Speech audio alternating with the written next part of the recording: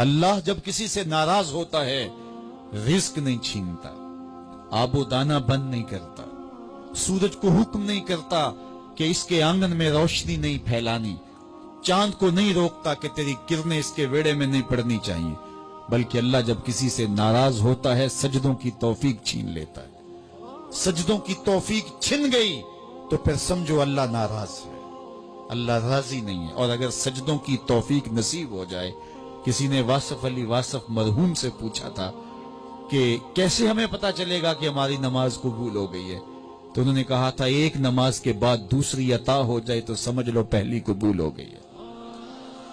تو نمازوں کا نصیب ہونا یہ اللہ کی رضا اور اللہ کی خوشنودی کی دلیل ہے، اور سجدوں کی توفیق کا چھن جانا یہ اللہ کی ناراضگی کی دلیل ہے۔ میں اور آپ دیکھیں کہ ہم کہاں کھڑے۔ دیکھیے دولت تو کفار کو بھی ملتی ہے، اللہ دولت اسے بھی دیتا ہے جس سے راضی ہے، اسے بھی دیتا ہے جس سے نہیں راضی، لیکن سجدوں کی توفیق اسے ہی دیتا ہے جس پہ وہ راضی ہے۔ تو 5 گانا نماز شعار زندگی بنا لیجئے، نماز قضا نہ ہونے پائے۔ قیامت کے دن بے نمازی اس صف میں کھڑا ہوگا جس صف میں نمرود کھڑا ہوگا، جس صف میں حامان کھڑا ہوگا، قارون کھڑا ہوگا، شداد کھڑا ہوگا۔ مجھے بتائیے ہم میں سے کوئی یہ گوارہ کرتا ہے ہم اس صف میں کھڑے کر دیے جائیں جہاں دشمنان خدا کھڑے ہوں؟ آج کوئی نماز پڑھے یا نہ پڑھے، حشر کے دن حکم ہوگا کہ اللہ کے حضور سجدہ کرو۔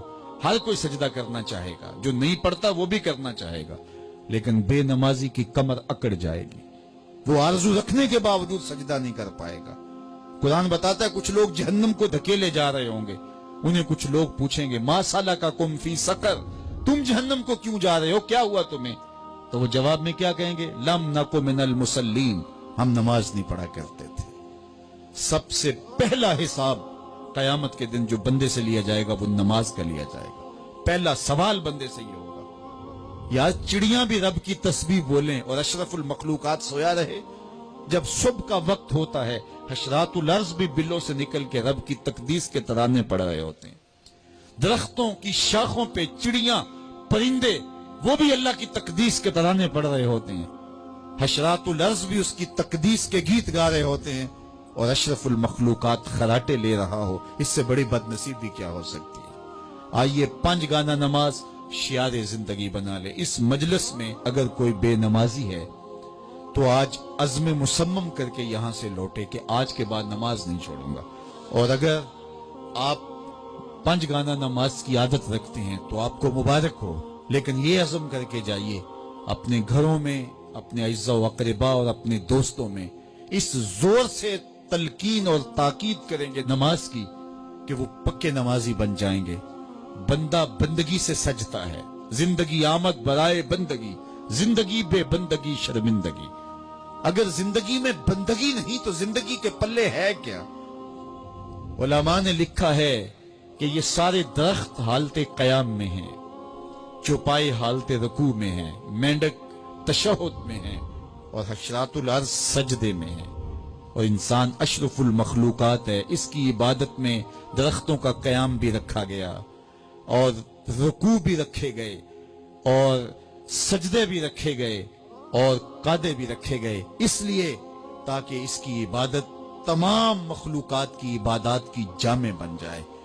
لیکن یہ اس کے باوجود اللہ کے حضور سجدہ ریز ہونا پسند نہ کرے تو بتائیے کیسے رحمتیں اس کے اوپر اتریں گی؟ خوش نصیب تو وہ ہیں جو 5 گانا نماز ادا کرنے کے بعد تہجد بھی قضا نہیں ہونے دیتے، سجدوں سے اللہ کے حضور حاضری پیش کرتے ہیں۔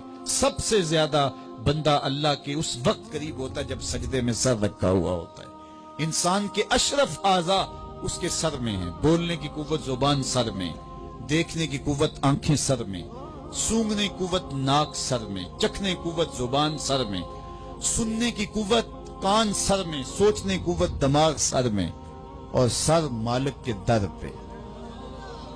ناک بھی رگڑ رہا ہے، پیشانی بھی رگڑ رہا ہے، اور زبان سے کیا کہہ رہا ہے؟ سبحان ربی الاعلی، مالک مجھ سے نیچے کوئی نہیں، تیرے سے بالا کوئی نہیں۔